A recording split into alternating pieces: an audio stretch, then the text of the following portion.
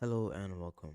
My name is Slim and this is the second video in the tutorial series that I'm making on making a game with Haxe and Haxeflixel, an RPG game.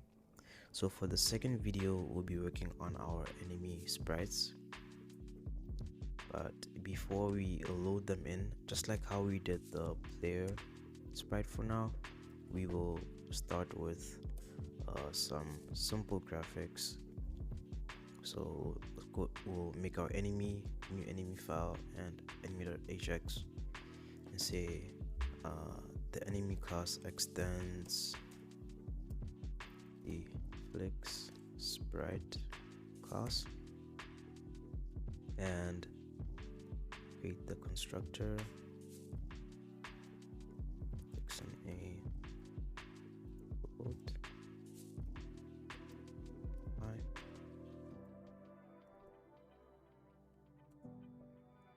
Okay.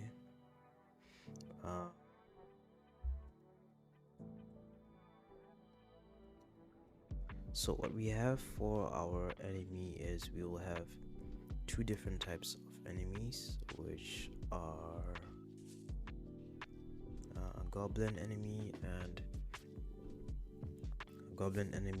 a slime enemy.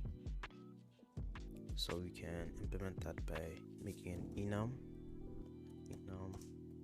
call it enemy type, called enemy type, just a slime and a goblin,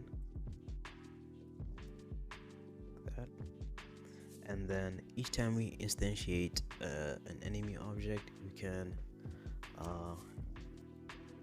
include the enemy type here as a parameter, and then under this super call here, we can have a check to see if the enemy is a slime, and if that's the case, we want to make a graphic as you saw in the previous video, and our slime will be of a cyan color.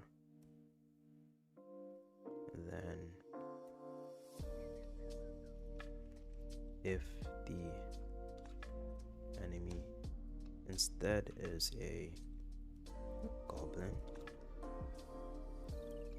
we want to do the same thing.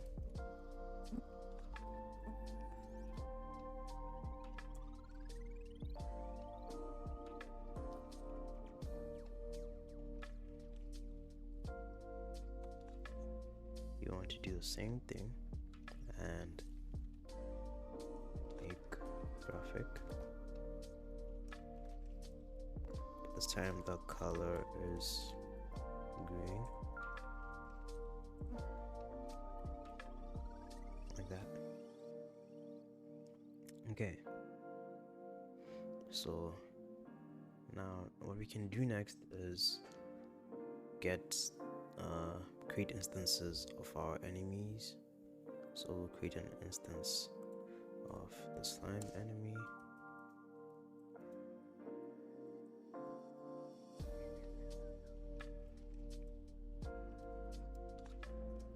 and the goblin,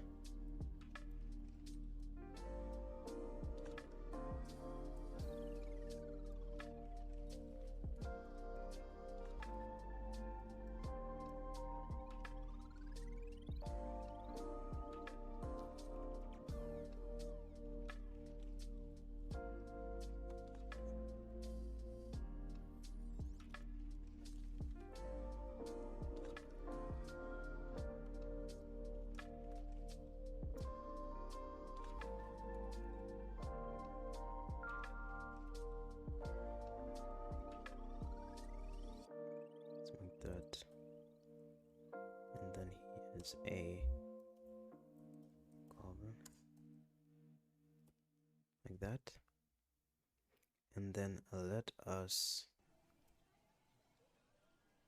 now check if we're on the right track. If these two enemies will be rendered, they'll be rendered to the okay, so they haven't been rendered.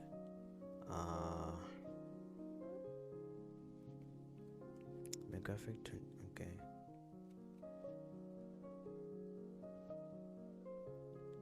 That is because I did not add them, so I need to add the slime and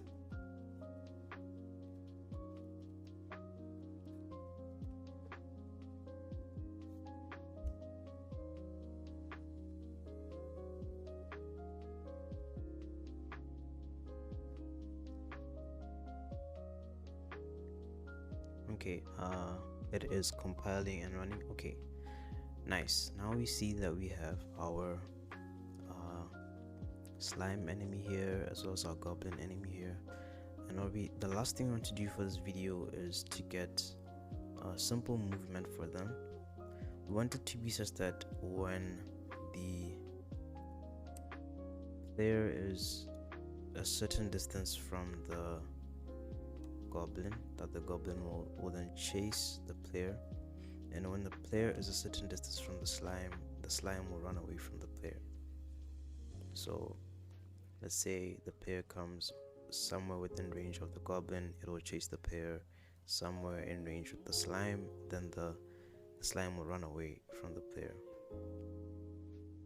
So we can handle that still here in our playstate, but outside of the update function, so that we don't have everything in the update function. So we'll just create a function out here and call it enemy movement.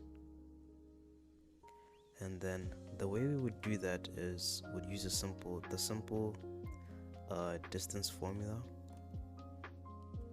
that is commonly known, that we will use to see if the distance is less than the distance we calculate as the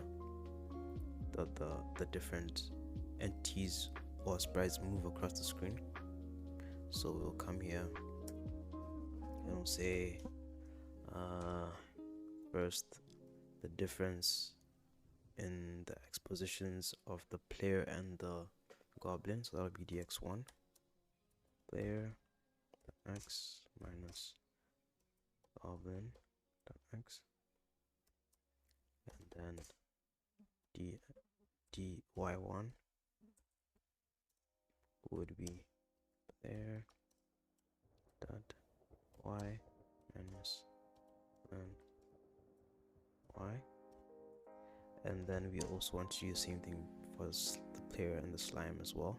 So that's dx2 player dot x minus slime dot x,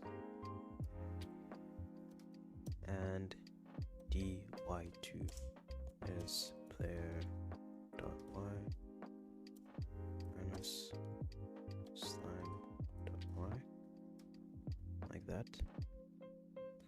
And then now we actually want to calculate the distance.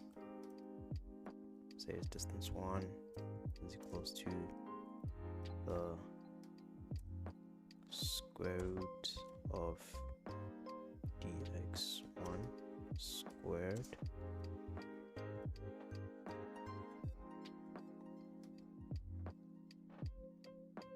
plus d1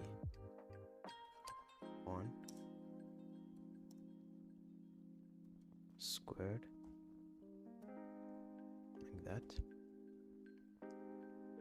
So square root of dx1 squared plus dy1 squared. Do the same thing for the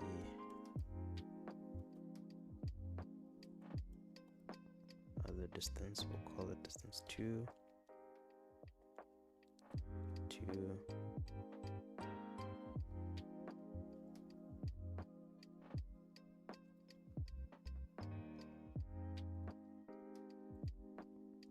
2.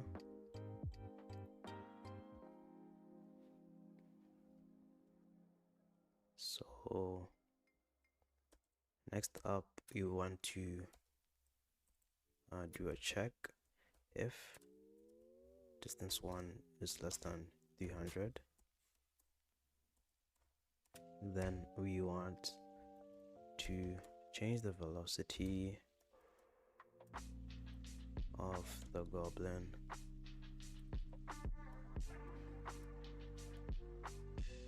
Haxeflixel.move towards point of the goblin to the player's position, like that, at a speed of, let's say, 30. Right, and then if the distance is more than that, we reset the velocity values.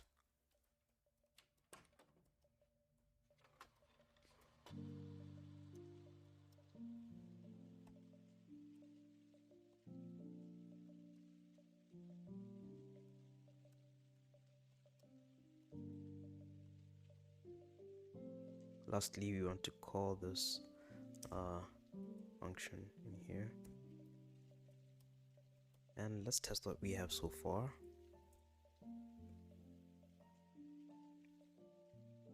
And see if indeed if our player's distance is less than what we have specified.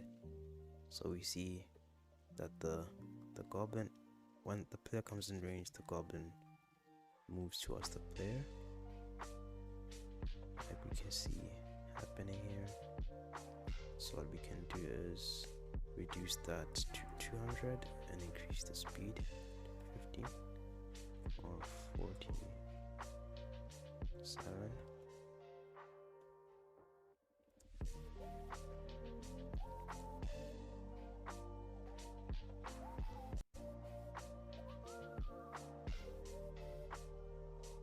And then that should increase the speed but decrease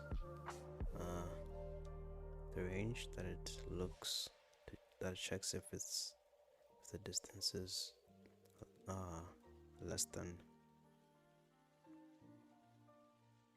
Okay, so we got our goblin to chase the player, and I think the video is now becoming too long.